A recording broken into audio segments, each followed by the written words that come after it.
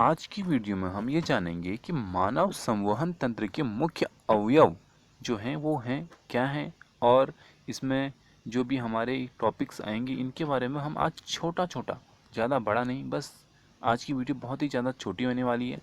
ठीक है, तो सबसे पहले हम ये देखते हैं कि हृदय और रक्त नलिकाएं, धमनियाँ और सिरा, ये भी आप मेरे साथ वैसे तो पढ़ चुके हो, वहन, माध्यम, रक्त और लसिका। ठीक है, तो ये जो है कि हमारे ये जो तीनों चीज़ें हैं ये क्या हैं कि मानव संवहन तंत्र के क्या हैं, मुख्य पार्ट हैं। ठीक है, जो हमारा संवहन तंत्र है जो कि हमारा बॉडी के मेन पार्ट्स हैं। ठीक है, जिसमें कि क्या होता है कि रक्त का फ्लो होता है, रक्त साफ होता है, रक्त एक स्थान से दूसरे स्थान पे पहुंचता है। ठीक है, ये सारे जो काम होते हैं वो इस हमारे संवहन तंत्र में ही होते हैं। ठीक है, तो सबसे पहले हृदय के बारे में तो आप मेरे साथ देख चुके हो, इसलिए इसके बारे में मैं दोबारा नहीं बताऊंगा। और रक्त रक्त के बारे में हम देखेंगे कि जो रक्त होता है इसमें क्या क्या होता है। तो इसमें सबसे पहले होते हैं ठोस अवयव। तो हमारे ठोस अवयव क्या होते हैं? यह जो हमारे ठोस अवयव होते हैं ये होती हैं हमारी रुधिर कणिकाएं। क्या होती हैं? रुधिर कणिकाएं होती हैं। और इसके हमारे 3 पार्ट होते हैं: लाल रक्त कणिकाएं, श्वेत रक्त कणिकाएं और रक्त प्लेटलेट्स। वैसे तो आप ये तीनों ही देख चुके हो मेरे साथ, लेकिन जो हमारा लाल रक्त कणिकाएं होती हैं इसको हम बोलते हैं आरबीसी। क्या बोलते हैं? आरबीसी। ठीक है, और जो हमारा श्वेत रक्त कणिकाएं हैं इनको हम बोलते हैं डब्ल्यूबीसी।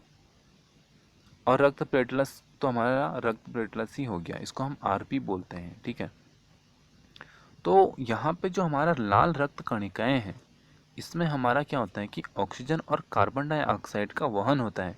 यानी इस जो हमारे लाल रक्त हैं इसमें हमको ऑक्सीजन भी मिलेगी और कार्बन डाइऑक्साइड भी मिलेगी। ठीक है, और हीमोग्लोबिन की इसमें प्रचुर मात्रा होती है। और जो हमारा हीमोग्लोबिन HB होता है ये क्या करता है कि हमारा रक्त को लाल रंग देता है।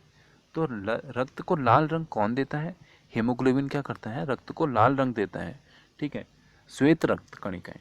अब जो हमारी श्वेत रक्त कणिकाएं होती हैं ये क्या है? ये क्या करती हैं कि शरीर को रोग मुक्त करने में सहायक होती हैं।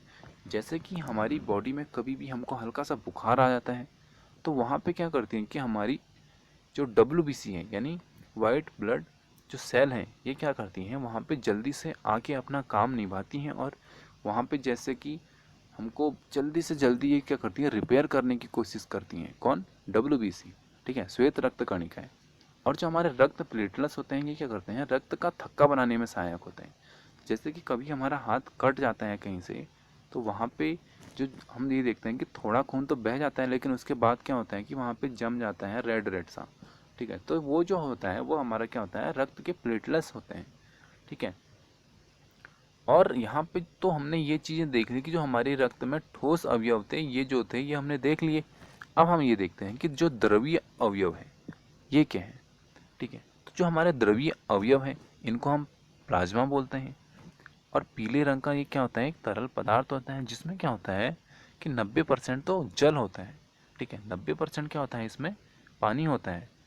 ठीक है, और शेष जो अवयव होते हैं उसमें हमारा प्लाज्मा, प्रोटीन जैसे क्या होते हैं कि एल्यूमिन। एल्यूमिन क्या होता है कि ये भी हमारा एक तत्व होता है जो हमारे ब्लड में पाया जाता है।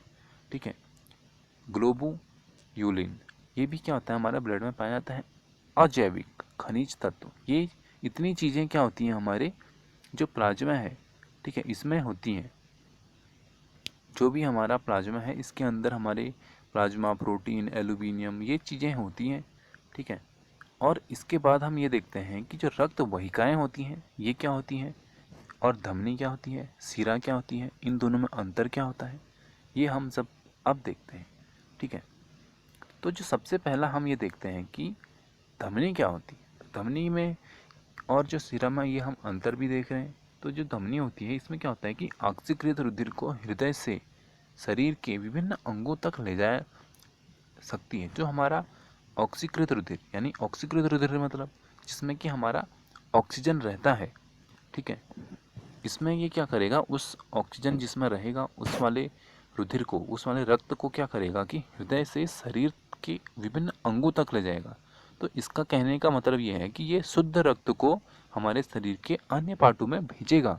ठीक है, इसके बाद इसमें एक अपवाद है, ये अपवाद आप जरूर याद रखें ये है कि फुफ्फुस जो धमनी होती है ये क्या करती है कि अशुद्ध रक्त को ले जाती है। ठीक है, वैसे हमारी जो धमनियाँ हैं ये क्या करती हैं, शुद्ध रक्त को ले जाती हैं, लेकिन जो हमारी फुफ्फुस धमनी है ये क्या करती है कि अशुद्ध रक्त को ले जाती है।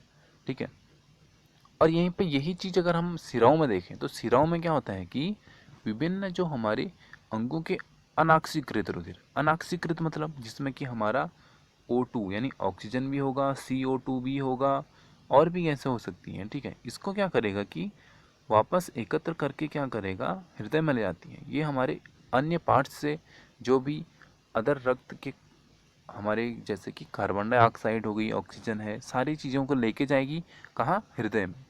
फिर हृदय में साफ होगा, वहाँ साफ होने के बाद उनको धमनियाँ ले जाएंगी, शिराएँ लेके आती हैं, धमनियाँ ले जाती हैं। ये चीज़ भी आप नोट रखें, और आपको ये रटा होना चाहिए कि कौन ले जाता है, कौन लेके आता है। और इसमें भी एक अपवाद है, सेम चीज़। ठीक है, आप दोनों का अपवाद देख लें। फुफ्फुस धमनी क्या करती है, अशुद्ध रक्त को ले जाती है, और जो फुफ्फुस सिरा है ये क्या करती है कि शुद्ध रक्त को लेके आती है। ठीक है, और इसमें अगला पॉइंट है, धमनी की जो भित्ति होती है मोटी व अधिक लचीली होती है। क्या होती है, जो धमनी की भित्ति होती है यह अधिक लचीली होती है और मोटी भी होती है, लेकिन सिराओं में ऐसा नहीं होता है।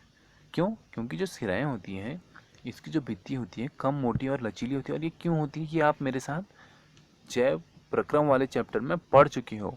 ठीक है, इसमें क्या होता है, धमनियों में वाल्व नहीं होते हैं, लेकिन जो हमारी सिराएँ हैं इनमें वाल्व बने होते हैं। ठीक है, ये सतही नहीं होती हैं, जो हमारी धमनियाँ होती हैं इनमें सतही नहीं, ये सतही नहीं होती हैं। ऊतकों के नीचे ये क्या होती हैं, पाई जाती हैं। ठीक है, और ये सतही होती हैं, ये क्या होती हैं, सतही होती हैं। ठीक है, तो यहाँ पे करते हैं वीडियो को समाप्त। ये हमारा एक हल्का सा टॉपिक में ही मेरे को यहाँ पे लगा कि आपको बताना चाहिए, इसलिए मैंने आपको बताया। तो थैंक यू दोस्तों, जय हिंद, जय भारत दोस्तों।